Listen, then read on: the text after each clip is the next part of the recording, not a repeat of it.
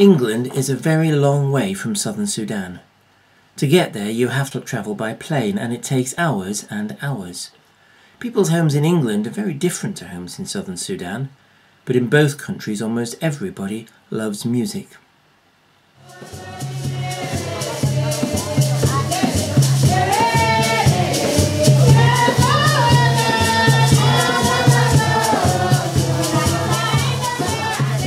Because it is hot most of the time, people live outdoors a lot. They have small houses to sleep in and grow most of their own food. Here is a farmer going to work in his field. Did you hear the bang? No? Okay, let's listen again. Shh. It's the sound of a bomb called a landmine being blown up in the distance. I'm here to see a school, St. Joseph's Primary School, built with money given by the people of County Durham. The war here had gone on for an awfully long time, and the children had no schools left. Even the playground had old bullet cases lying around, evidence of the fighting that had happened here. But enough of that. Let's get the school open. The day begins by ringing the school bell. Well, really it's a pulpit, and really it's banged, but it does the job. Here come the children, walking past the elephant grass.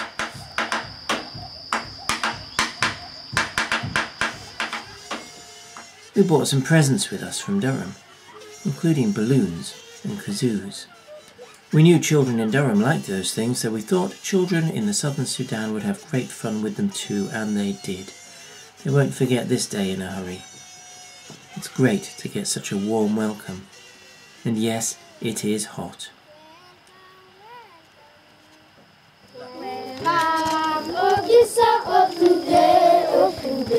We are happy to see our Jesus, to see welcome.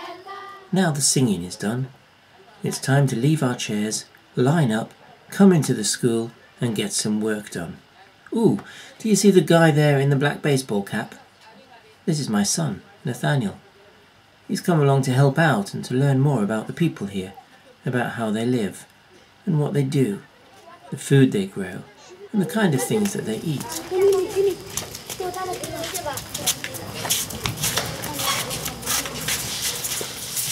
Oh, and that's Alan coming. Alan's the tall white guy with a beard. He's kind of in charge of the charity that collected the money to build the school. Alan came here once before, when there was no school, and only earth where the school now stands. The children are going to work really hard to draw pictures of their lives for us to bring home.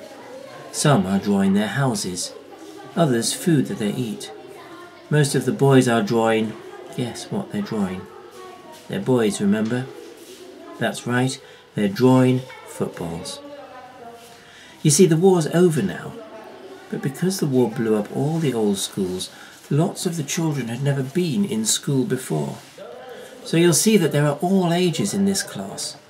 You'll notice some children are really tall, perhaps 14 or 15 years old. Some are only 5 or 6. Our charity from Durham is called the Edith Jackson Trust. Edith Jackson was once a teacher in the southern Sudan, a long time ago before the war.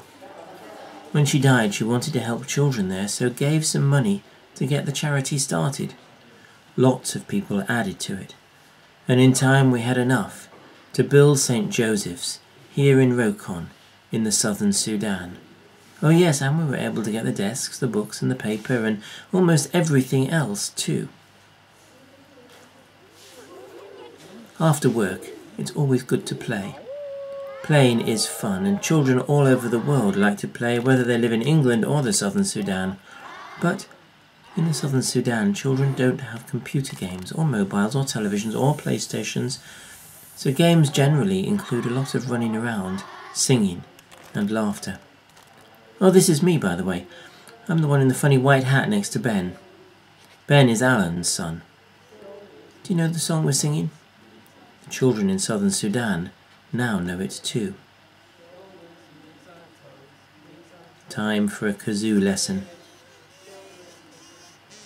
They're quick learners, these children. but you can't really play the kazoo unless you march. So, off we go.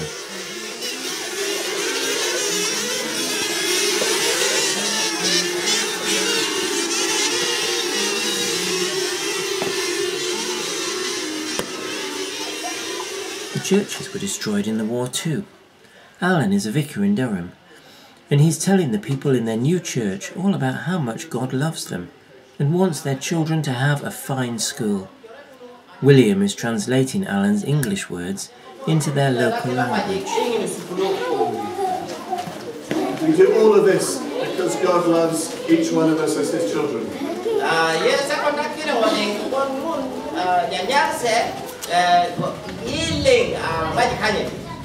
And it is a great joy to be with you, and thank you for your welcome.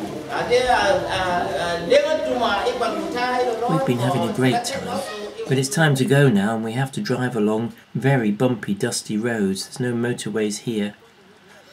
There's not much traffic either, the odd bicycle or army vehicle. Let's hear some more of that song as we go back to Durham to collect more money to help more children have a great school in the southern Sudan.